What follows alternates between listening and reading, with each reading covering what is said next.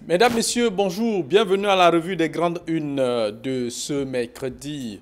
Allons d'abord en kiosque avec la revue de presse. On va effectivement démarrer avec le quotidien La Nouvelle Expression qui met en sa une mort de Ouazizi. Révélation dans le sud-ouest. Equinox Télévision est descendu dans la famille du défunt journaliste Abouya et dans sa fameuse plantation qui servait de base de logistique. Selon le ministère de la Défense, le tribunal de grande instance du FACO s'est déclaré incompétent sur la demande d'Habeas Corpus. Enlevé par l'armée, un autre journaliste anglophone découvert, c'est une organisation non gouvernementale qui a finalement retrouvé ses traces. Il est accusé d'intelligence avec les sécessionnistes. De même que le journal parle de la chute d'un tyran, une crise cardiaque a terrassé Pierre Kourouziza très tôt hier, accomplissant l'œuvre que l'opposition bourdaise n'a pas pu depuis une vingtaine d'années. Voilà pour ce qui est donc du quotidien La Nouvelle Expression. Le quotidien Le Messager met en sa une alternance confisquée, la République des indisciplinés. 4 vieillards s'accrochent, DG, ministre émancipé affranchi, piétine les décrets et autres textes constitutionnels, le peuple qui s'en fout et ne respecte rien. L'État est dans la rue, écrit le quotidien Le Messager. De même que toujours en une du journal, le journal parle évidemment des Gaël Nganamud. Le clap de fin, la Lionne indomptable a donc mis un terme à sa carrière internationale avec en club comme avec les Lions indomptables du Cameroun. Voilà pour ce qui est donc du quotidien Le Messager. On poursuit cette revue de presse avec le quotidien, on poursuit cette revue de presse évidemment avec le journal Le Jour qui met en sa une barrage des ONG dénoncent les dégâts de l'Ompangар. Le journal indique évidemment que population riveraine vulnérable, inondation des plantations, déforestation, émissions de gaz à effet de serre, menace sur le grand primate. Global Forest Watch SL alerte à l'impact sur l'impact environnemental de la plus grande retenue d'eau du Cameroun. Douala Yaoundé démarche pour Samuel Ouazizi en hommage du journaliste mort d'entre les mains des forces de défense et de sécurité. Il avait été interpellé et détenu à Yaoundé pour intelligence avec on lui reprochait une intelligence avec les séparatistes Amba Boys. Secteur de l'eau écrit émergence, gouffre à malversation.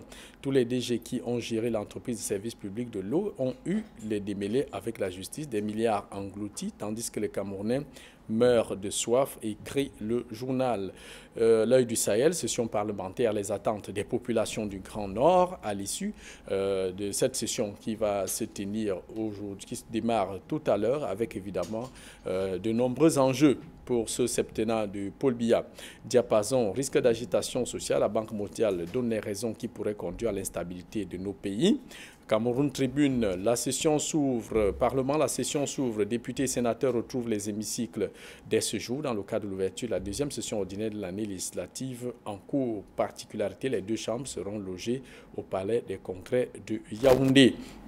Et puis le journal Ouest Echo parle des préparations des obsèques de Photo Victor, agitation ailleurs, sérénité à Banjoun.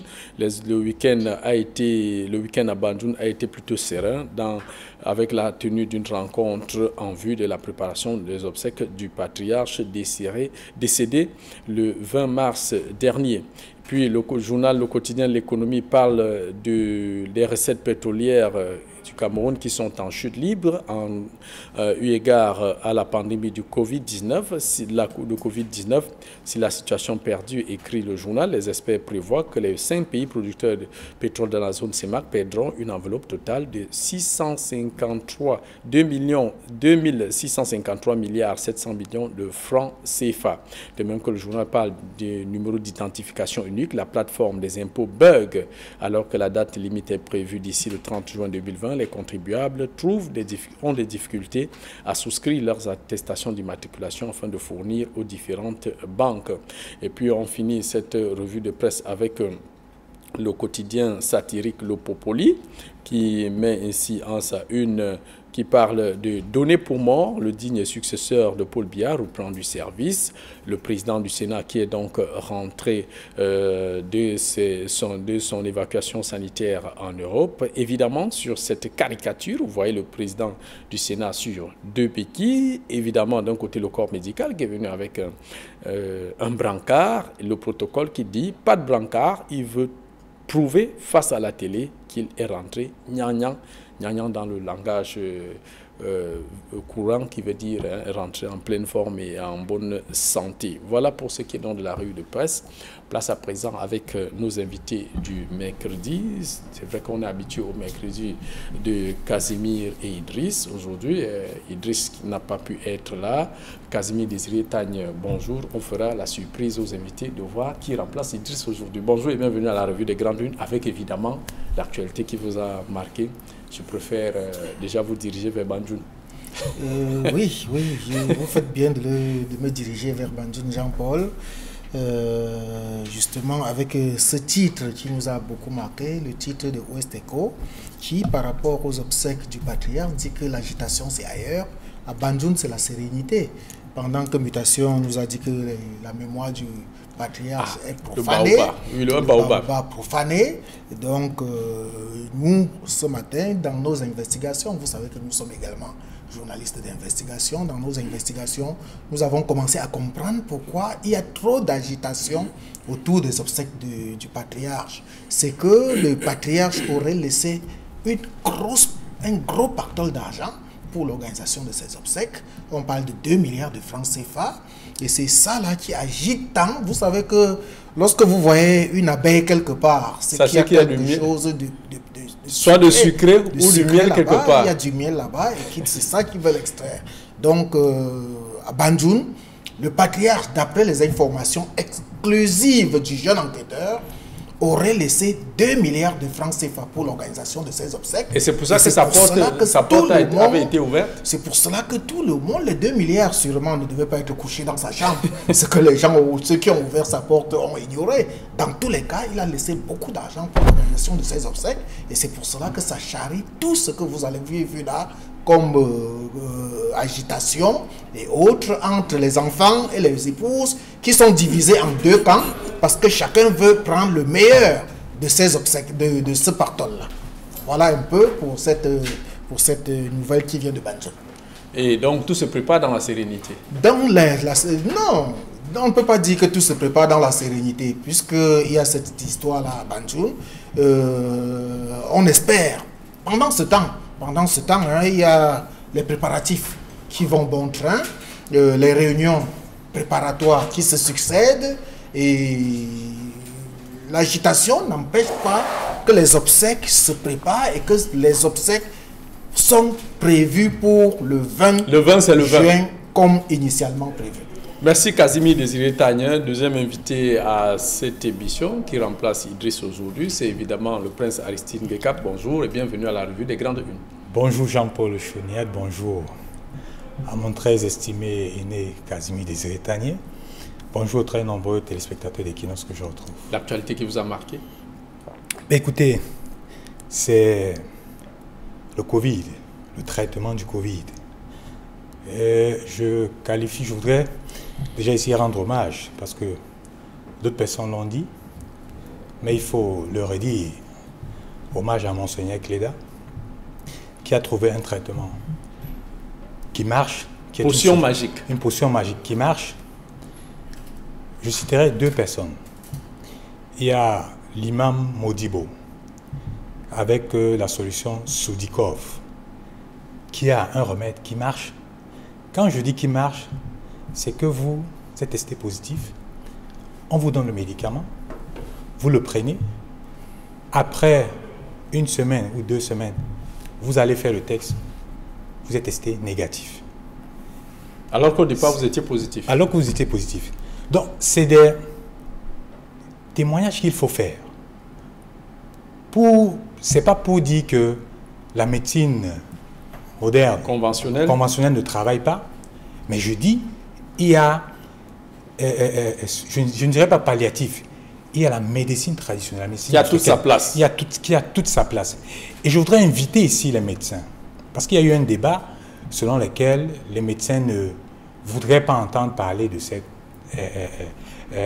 médecine traditionnelle. Il faut le dire, non, une guerre, mais je voudrais vous dire que le témoignage des médecins vont chez Monseigneur Cléda. Les personnels hospitaliers vont chez Monseigneur Cléda et trouvent des solutions. Et je pense qu'il faut faire un lobbying à l'interne.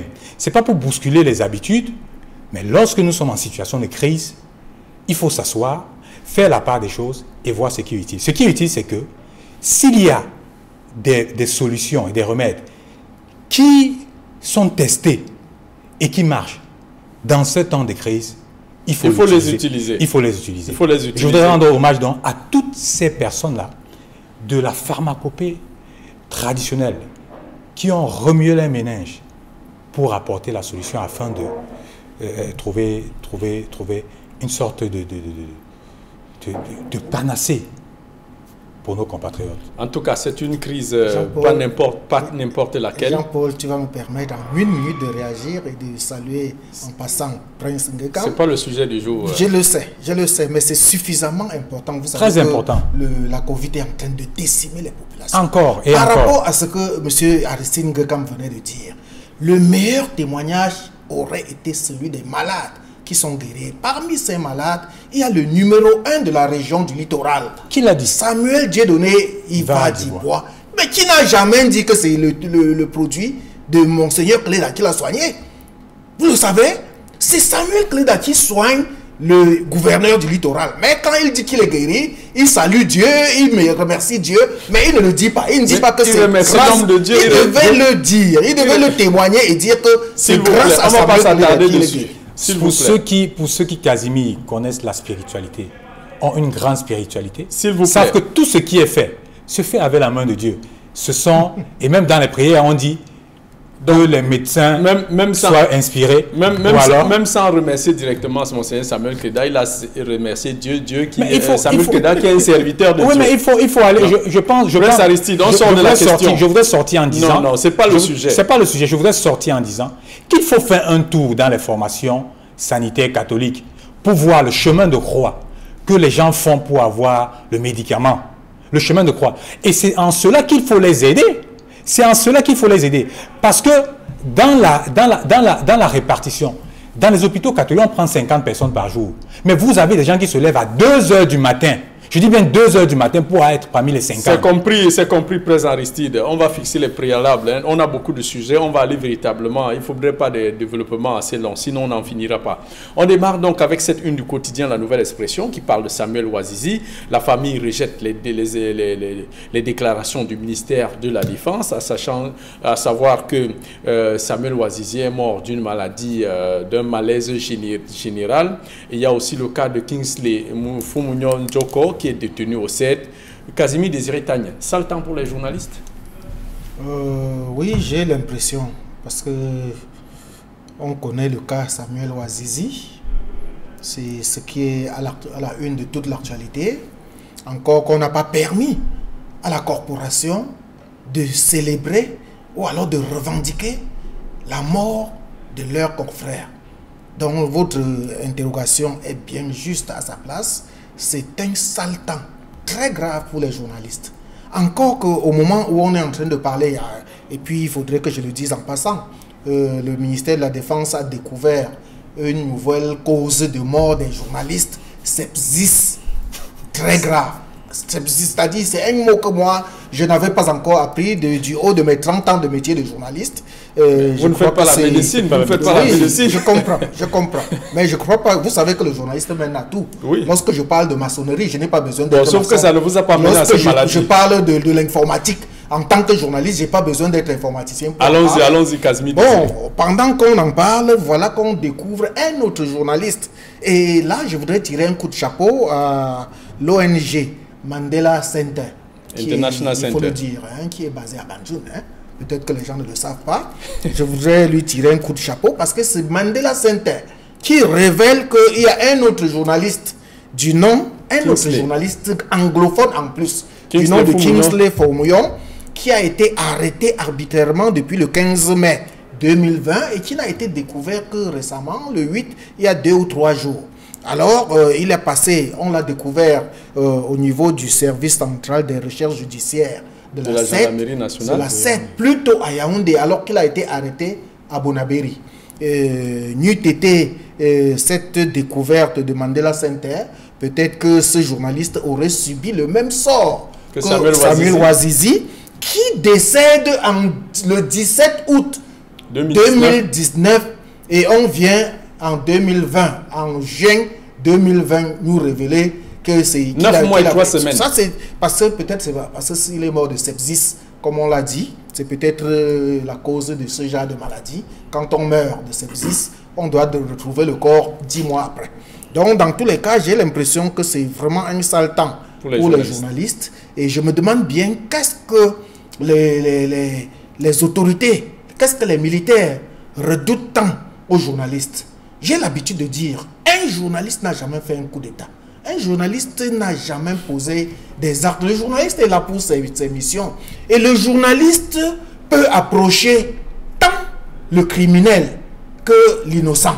C'est ça le rôle du journaliste, pour avoir la bonne information. Lorsque vous voyez un journaliste auprès des sécessionnistes, cela ne veut pas dire qu'il est sécessionniste. C'est parce que nous, les journalistes d'investigation, nous avons tendance à rechercher l'information là où elle est. Et c'est pour cela que tout à l'heure, je vous ai dit que je peux parler de maçonnerie, je peux tous les sujets, je peux vous parler de la franc-maçonnerie, je peux vous parler de la Rose-Croix et de tous les sujets, alors que je ne suis ni rosicrucien, ni franc-maçon.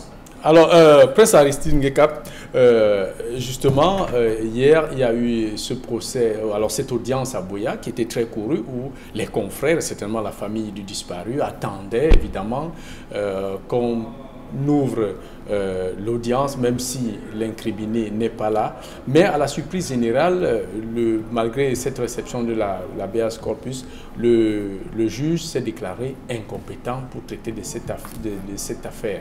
Alors, quelle lecture vous faites de cette décision? Ben écoutez, c'est déjà une affaire, il faut relever que c'est une affaire qui a fait beaucoup de bruit. Et du coup, il faut noter que l'affaire est suivie. Donc, lorsque vous voyez le juge se déclarer incompétent, ça veut dire que c'est une affaire qui brûle. Et certainement, les instructions qui sont venues du côté de Yaoundé ont dit, mettons un peu la pédale douce afin de voir, entre guillemets, l'agitation qui est faite autour, afin de le cerner. Ce qu'il faut noter, cette affaire n'est pas sorcière. Quelqu'un est décédé depuis août. Pourquoi 9 mois et 3 semaines. Pourquoi mettre déjà l'embargo sur le décès? Lorsque vous êtes décédé, même si vous êtes un criminel, on appelle votre famille, on remet le corps à votre famille. Vous avez vu l'enquête... Le ministère de la Défense a dit avoir fait, la famille dément formellement. La famille dément formellement. A même demandé le numéro de quel membre de famille. La famille n'a même pas intérêt. C'est-à-dire que lorsque même votre fils est bandit, lorsqu'il est criminel, lorsqu'il décède, on vous remet le corps et vous prenez le corps. Il n'y a pas de honte à cela. Et je dis même, s'il advenait même qu'il était de connivence avec les Amazoniens, on a vu des deuils se faire dans le sud-ouest et dans le nord-ouest. Et je vais vous dire, Casimir a dit une chose qui est fondamentale et que les gens n'en parlent pas beaucoup.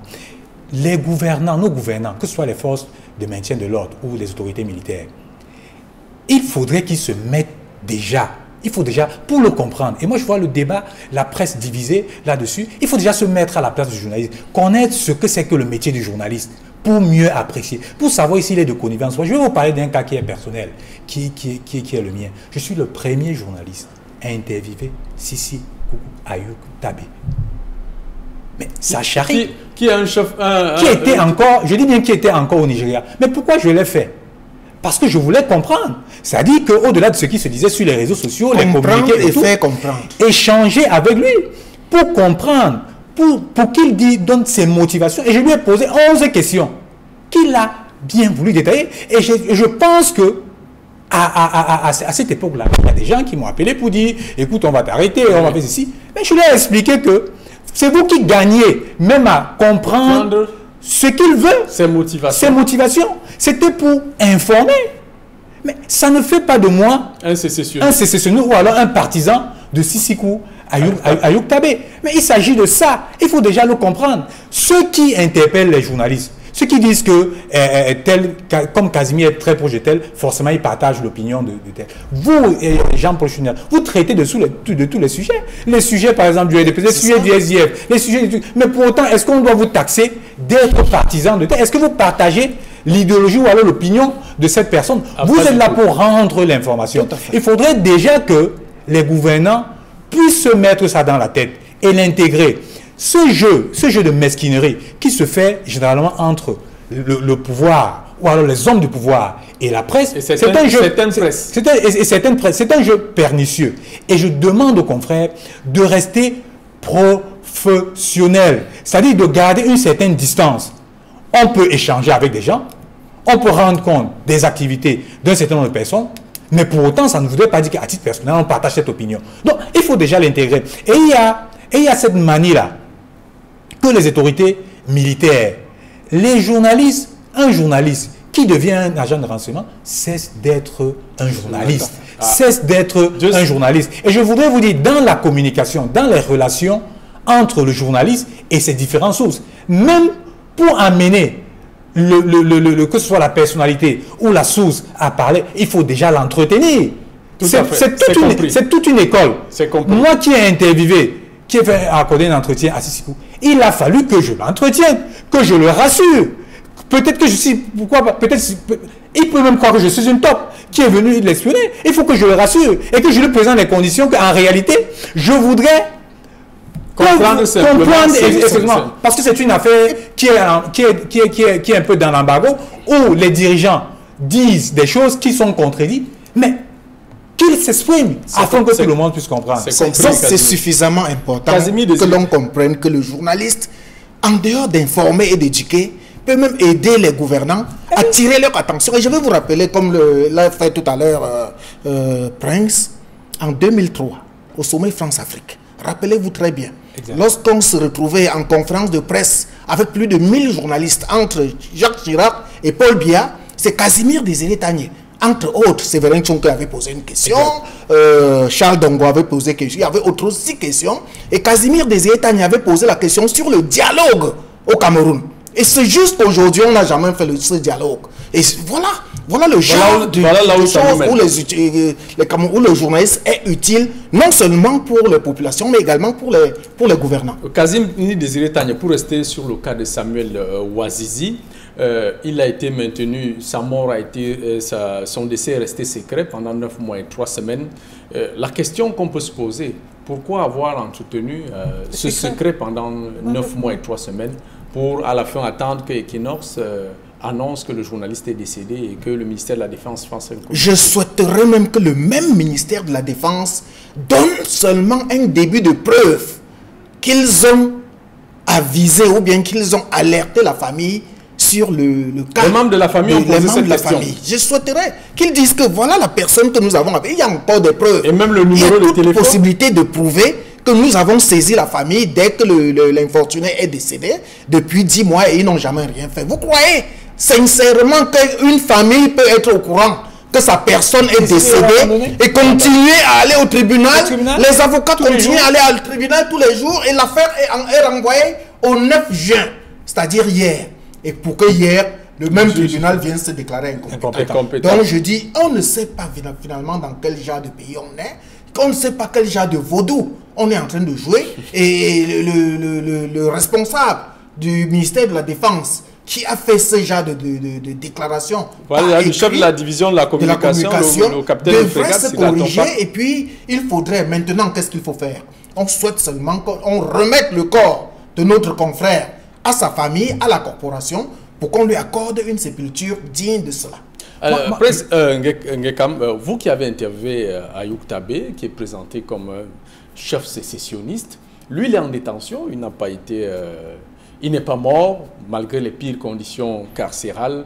Est-ce que Samuel Ouazizi était-il autant dangereux que le chef même des sécessionnistes? Je dis vous savez, dans les enquêtes, et quelqu'un l'a dit sur une chaîne de télévision, dans les enquêtes, c'est-à-dire qu'on peut soupçonner, c'est-à-dire vous, par exemple, vous communiquez avec, à titre de journaliste, avec, que ce soit, entre guillemets, ou un ambassadeur, comme on les appelle, mais ça ne fait pas de vous, d'abord un ambassadeur. Maintenant, dans l'exploitation, on peut vous interpeller pour comprendre, on peut vous interpeller pour comprendre, c'est-à-dire les raisons de votre communication, parce qu'il y a peut-être des soupçons.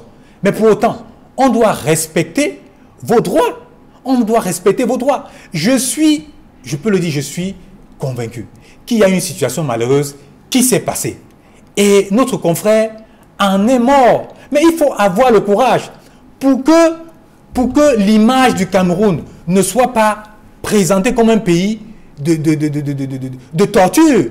Il faut établir les responsabilités. Ça peut arriver, mais Surtout la grandeur des pays... Selon le classement de Reporters sans frontières, le Cameroun a perdu 3 places. Oui, mais je ne voudrais même pas me taguer là-dedans. Je dis la grandeur des pays, c'est de savoir faire le mea culpa, de prendre des sanctions et d'envoyer un signal. Parce que ceux qui sont aujourd'hui, ça dit que c'est Samuel Ouazzili aujourd'hui, ça peut être même l'un des membres de la famille.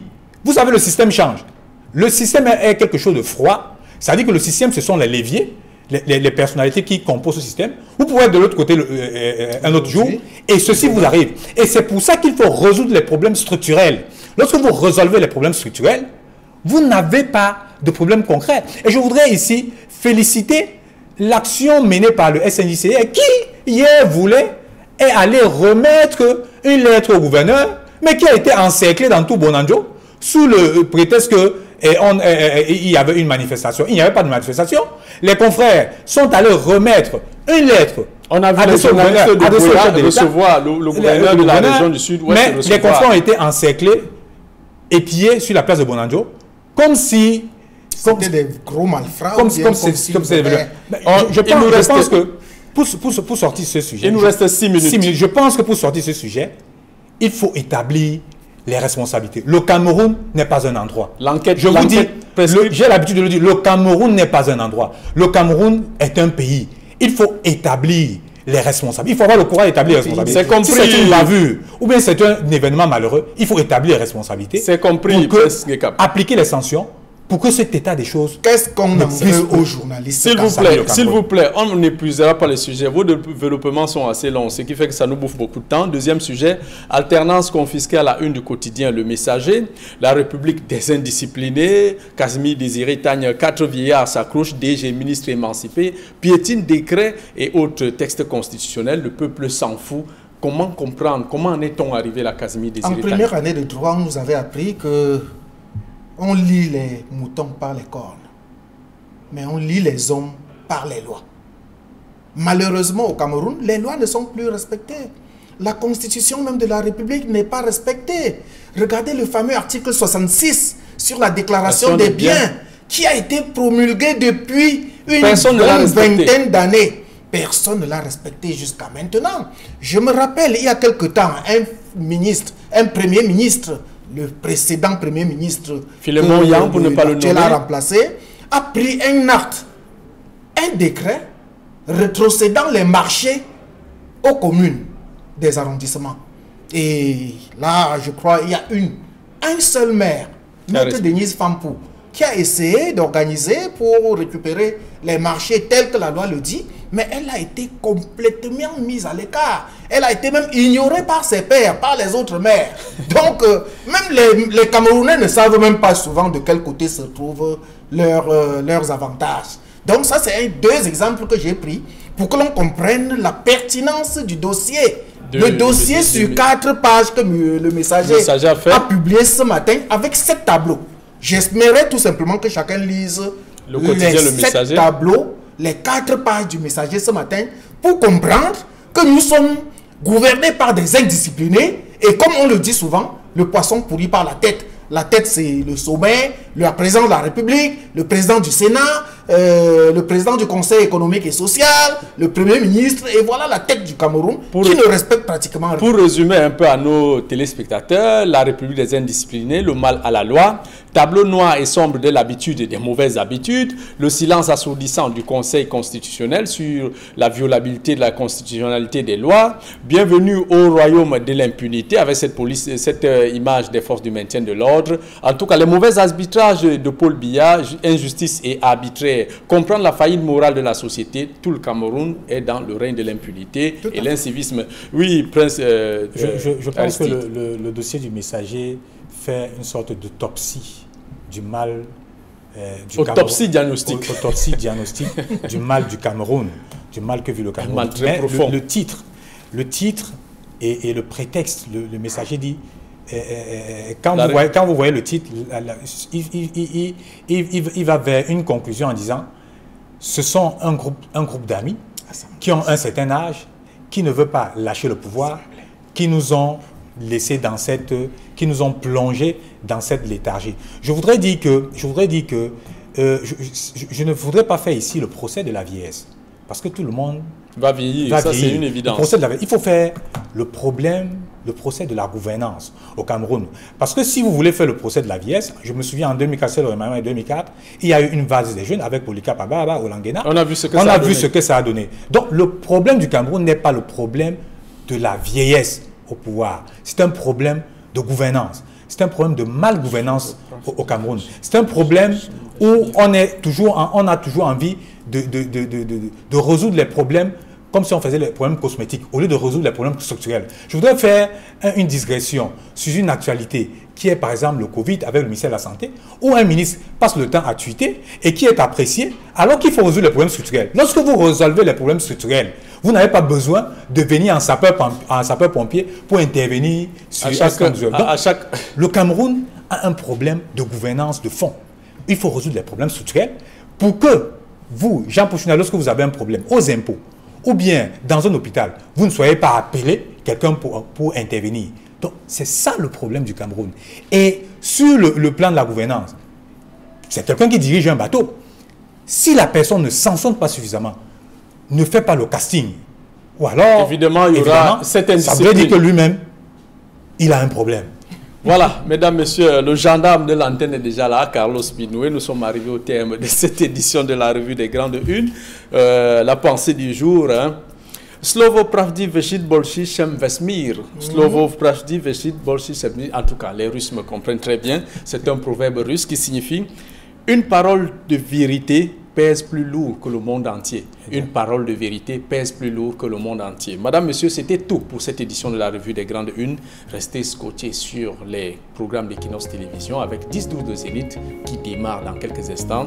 Bonjour, monsieur Carlos Binoué.